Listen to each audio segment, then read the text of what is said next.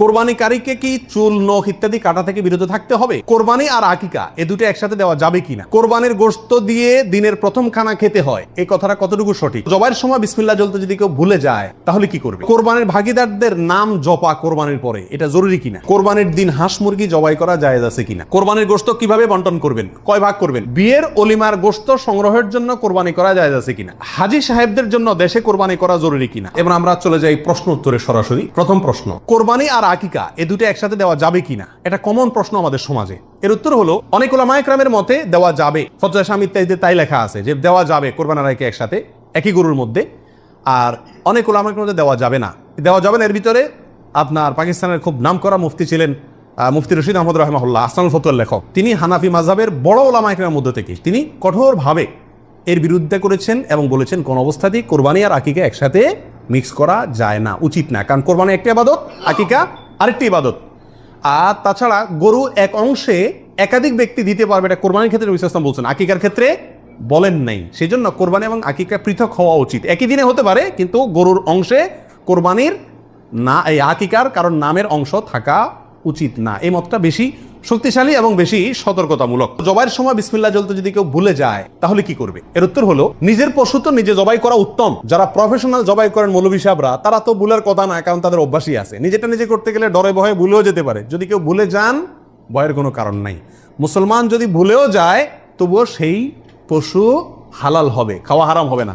ইচ্ছাকৃত যদি কেউ বিসমিল্লাহ না বলে সেটা ভিন্ন কথা, সেটা সমস্যা আছে। কিন্তু ভুলে যদি বিসমিল্লাহ না বলে তাতে পশু হালালই থাকবে, হারাম হবে না ইনশাআল্লাহ। কোরবানির দিন হাঁস মুরগি জবাই করা জায়েজ আছে কিনা? আমাদের দেশে অনেকেই গ্রামের দেশে বলেন যে কোরবানির দিনগুলোতে, ঈদের দিনে কি করা যায় না, হাঁস মুরগি জবাই করা যায় না। আসলে কতটা সঠিক? উত্তর হলো এটা সম্পূর্ণ ভিত্তিহীন, বানোয়াট কথা। এর কোনো গ্রহণযোগ্য ভিত্তি ইসলামী শরিয়াতে নাই। বরং কোরবানি ঈদের দিনে কেউ চাইলে হাঁস বা মোরগ কি করতে পারবে, জবাই করতে পারবে। তবে যদি এটাকে কোরবানির নিয়তে করে যে আমার তো গরু ছাগল দেওয়ার সামর্থ্য নয়, আমি মুরগি দিয়েই দিলাম কোরবানি, তাহলে সেক্ষেত্রে এই জবাই কি হবে না, জায়েজ হবে না। কারণ এই পশু দিয়ে কি হবে না, কোরবানি হবে না। এমনি গোশত খাওয়ার জন্য যদি জবাই করে তাহলে ঈদের দিনও জবাই করাতে কোনো সমস্যা নাই। পশুর জান যাওয়ার আগে কি চামড়া ছিলা জায়েজ আছে? উত্তর হলো না, কঠোরভাবে নিষেধ। আমাদের দেশে কসাইরা এবং যারা চামড়া ছিলে নিজেরা অনেক সময় দেখা যায় জান এখনো পুরো বাইর হয় না, রু বাইর হয় না, তার আগেই ওই পায়ের রগ কাটা শুরু করে, চামড়া ছিলা শুরু করে, পুরো নাড়াচাড়া করে। এটা জায়েজ নাই, এটা গুনাহের কাজ। আপনি কোরবানি করছেন ইবাদত, অথচ গুনাহ হচ্ছে সাথে। নবী আলাইহিস সালাম বলেছেন ইন্নাল্লাহা কাতাবাল ইহসানা আলা কুল্লি শাই, আল্লাহ সব বিষয়ের প্রতি ইহসান করার নির্দেশ করেছেন। অতএব ফাইদা কাতালতুম ফাআহসিনুল কিতলাতা ওয়া ইযা যাবাহতুম ফাআহসিনুজ যাবিহাতা, তোমরা যখন কোনো পশুকে জবাই করবে তখন এই পশুর প্রতি রহম করিও, ভালো করে ধারটা দিয়ে নিবে। নবী সাল্লাল্লাহু আলাইহি ওয়াসাল্লাম বলছেন যাতে করে তার রূহ বের হইতে কষ্ট না হয়। সেখানে জীবিত অবস্থায় এখনো মরে নাই, আপনি চামড়া ছিলা শুরু করে দিলেন, এটা খুবই অন্যায় এবং জুলুম। কোনো পশু কষাই যদি করে তাকে থামাই দিবেন যে রু যেতে দাও, তারপরে হাত দাও। কোরবানির গোশত দিয়ে দিনের প্রথম খানা খেতে হয়, এই কথাটা কতটুকু সঠিক? উত্তর হলো পুরাই সঠিক। রাসূল আকরাম সাল্লাল্লাহু আলাইহি সাল্লাম থেকে বর্ণিত হয়েছে যে তিনি ঈদুল আজহাতে, ঈদুল ফিতরের ব্যতিক্রম করতেন। ঈদুল ফিতরে কিছু একটা মিষ্টি খেয়ে, খেজুর টেজুর খেয়ে তারপরে ঈদগাহে যেতেন। আর ঈদুল আজহাতে সারাদিন কিছু খেতেন না, কোরবানির পশুর গোশত দিয়ে প্রথম খানা খেতেন দিনের। অতএব আপনি গরু দেন, ছাগল দেন, যেটা দিয়ে কোরবানি করেন, দিনের প্রথম খানা কি দিয়ে হওয়া উত্তম? ওই গোশত দিয়ে হওয়া উচিত। গোশতটা তো আল্লাহকে দিয়ে দিয়েছেন, আল্লাহর নামে জবাই করছেন, আল্লাহ আপনাকে হাদিয়া দিয়েছেন। এই জন্য আল্লাহর হাদিয়ার আগে একটু পেটটা খালি রাখেন, আকর্ষণ করে খান, তাহলে ইনশাআল্লাহ সেটা আপনার জন্য, আপনার আল্লাহর হাদিয়াকে আপনি মূল্যায়ন করলেন, সেটা প্রমাণ হবে। হাজী সাহেবদের জন্য দেশে কোরবানি করা জরুরি কিনা? যারা হজ করতে আসছেন তারা দেশে তাদের পক্ষ থেকে কোরবানি দিতে হবে কিনা? উত্তর হলো না। হাজী সাহেবরা যারা আসছেন তারা হজ করতে এসে হজের পরে তারা দমের শকর দিচ্ছেন, শুকরিয়া স্বরূপ যে দম দিচ্ছেন, যেটাকে আমরা কোরবানি বলি, এখানে দিচ্ছেন, তাদের জন্য দেশে তাদের পক্ষ থেকে আর কোরবানি দেওয়া কিনা জরুরি না। তাছাড়া তারা মুসাফির অবস্থায় মুসাফির ব্যক্তির জন্য কি দিতে হয় না, কোরবানি দিতে হয় না। কোরবানির ভাগীদারদের মধ্যে কারো ইনকাম হারাম অথবা উদ্দেশ্য অসৎ, গোশত খাওয়ার উদ্দেশ্য আছে না নেই? কোরবানি না দিলে ছেলে মেয়েগুলা কার দিকে চেয়ে থাকবে? কোরবানি না দিলে নতুন আত্মীয়, তারা কি বলবে? ব্যয়ের বাড়িতে রান কেমনে পাঠাবো? এরকম অনেক উদ্দেশ্য থাকে কি থাকে না? সারা জীবন দিয়ে আসছি, এবছর না দিলে সমাজে মুখ থাকে না, মানুষ কি বলবে, এই মানসিকতা নিয়ে কোরবানি অনেকে দেন না।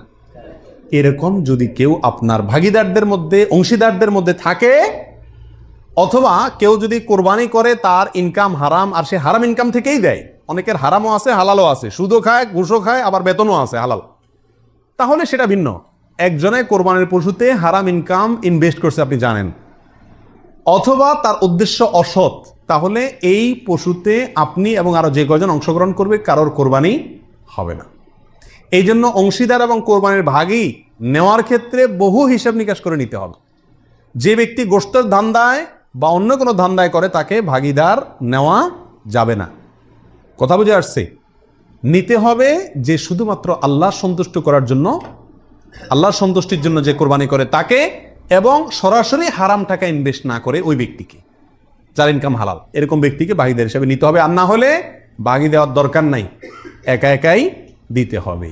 আল্লাহ তৌফিক দান করুন। বিয়ের অলিমার গোশত সংগ্রহের জন্য কোরবানি করা যায় আছে কিনা? আমাদের দেশে উল্লেখযোগ্য সংখ্যক বিয়ে হয়ে থাকে কোরবানিদের পরে। আপনারা খেয়াল করবেন, আগদ হয়তো আগে পরে হয়, খাওয়ান দাওয়ানের অনুষ্ঠান হয় কোরবানিদের পরে। আল্লাহ মাফ করুক, কোরবানির সময় তো গরু একটা এমনি জবাই করা লাগে, তা ওই সময় যদি অলিমার অনুষ্ঠানটা বা বৌভাতের অনুষ্ঠানটা করা যায় তাহলে তো ওই গোশত দিয়েই সারা যায়, গোশতের টাকাটা বেঁচে যায়। যদি কারোর এরকম উদ্দেশ্য থাকে তাহলে সেক্ষেত্রে তার কোরবানি হবে না। আর যদি কেউ মনে করে যে না, ঈদের পরে সবাইকে পাইতে সুবিধা হয় সেজন্য ওই টাইমটাতে করতেছি, অথবা আপনার কোরবানি করলাম অলিমার জন্য আলাদা গরু জবাই করলাম, অথবা আপনার কোরবানির গোশত অলিমার জন্য করি না, আমি অলিমা করলেও একটা গরু দেই, অন্য বছর না থাকলেও একটা গরু আল্লাহর জন্য দেই, এরকম যদি কেউ থাকে তাহলে তার জন্য জায়েজ আছে। আর তা না হলে এই কোরবানির গোশত দিয়ে অলিমা সারা, অনুষ্ঠান সারা, এটা যদি ওই উদ্দেশ্যে করে তাহলে সেক্ষেত্রে এটা কোরবানি হবে না, বরং এটা এক ধরনের তামাশা হবে কোরবানির না। কোরবানির গোশত কিভাবে বন্টন করবেন, কয় ভাগ করবেন? এর উত্তর হলো কোরবানির পশু 3 ভাগে বন্টন করা ওলামা ইকরাম মুস্তাহাব বলেছেন, কিন্তু কোনো হাদিসে এর ক্ষেত্রে আলাদা করে এভাবে নির্দেশ করা হয় যে 3 ভাগ করতে হবে। আল্লাহ কোরআনে বলছেন যে ফাকুলু মিনহু, তোমরা কোরবানির পশু থেকে নিজেরা খাও, ওয়া তাইমু আল কানিআ ওয়াল মুতাররা, ধনী গরিব সবাইকে দাও। তাহলে ধনী গরিব 2 ভাগকে দাও, আবার নিজে খাও, 3টাই হয়ে গেল এখানে। এর থেকে 3 ভাগ মোটামুটি ভাবে ইঙ্গিতে বোঝা যাচ্ছে, কিন্তু এটা কোনো জরুরি কিছু না। আর সহিহ মুসলিম হাদিসে আছে নবী সাল্লাল্লাহু আলাইহি ওয়াসাল্লাম বলেছেন তোমরা নিজেরা খাও, আবার রেখেও দাও, আবার দানও করো, অর্থাৎ 3টা করা যাবে। আবার সহিহ মুসলিমের আরেক বর্ণনায় আসছে তোমরা খাও এবং মানুষকে খাওয়াও। তাহলে বোঝা গেল নিজে খাওয়া, অন্যকে দান করা সবগুলাই উত্তম এই কোরবানির গোশতের ক্ষেত্রে। কোরবানিকারীকে কি চুল, নখ ইত্যাদি কাটা থেকে বিরত থাকতে হবে? উত্তর হলো হ্যাঁ। নবী রাসূলুল্লাহ সাল্লাল্লাহু আলাইহি ওয়াসাল্লাম বলেছেন মান আরাদা আন ইউদাহিয়া, যে ব্যক্তি কোরবানি করার ইচ্ছা রাখে, পোষণ করে, ফালা ইয়াখুজ মিন শারিহি ওয়া আযফারি শাইআ, সেই জন্য তার নখ, চুল ইত্যাদি কোনো কিছুতে হাত না দেয়। কোরবানির ঈদের 10 দিন আগে, চাঁদ যেদিন উঠবে ওই দিন থেকে নিয়ে ঈদের দিন পর্যন্ত এগুলো করা যাবে না। কি করা যাবে না? চুল, নখ ইত্যাদি কাটা যাবে না, কাটবে না কোরবানিকারী ব্যক্তি। কোরবানি দেওয়ার পরে চুল, নখ ইত্যাদি কাটবে, এটা খেয়াল রাখা উচিত। কোরবানির ভাগিদারদের নাম জপা কোরবানির পরে এটা জরুরি কিনা? আপনারা দেখবেন ভাগিদারে কোরবানি যদি দেয় তার লিস্ট লিখতে লিখতে অবস্থা খারাপ হয়ে যায়, এবং যিনি কোরবানির পশু জবাই করেন ওই হুজুর নাম নিতে নিতে অবস্থা খারাপ। আল্লাহর নামে এতবার নেয় কিনা সন্দেহ, এতবার ওই ভাগিদারদের নাম নেয়, কারণ ভালো করে নাম নিলে টাকা পাওয়াও, কোরবানি জবাইয়ের টাকা পাওয়াও কঠিন হয়ে যাবে। তো এটা জরুরি কিনা? উত্তর হলো এটা মুস্তাহাব। কোরবানি করার পরে আল্লাহুম্মা তাকাব্বালহু মিন ফুলান ফুলান ফুলান, আল্লাহ এটাকে অমুকের পক্ষ থেকে নাম ধরে তার পক্ষ থেকে কবুল করুন, এরকম বলাটা মুস্তাহাব, উত্তম। রাসূল আকরাম সাল্লাল্লাহু আলাইহি ওয়াসাল্লাম নিজেও বলেছেন আল্লাহ এটা আমার পক্ষ থেকে কবুল করেন, এটা আমার উম্মতের পক্ষ থেকে কবুল করেন, আমার পরিবার, এটা আমার উম্মতের পক্ষ থেকে।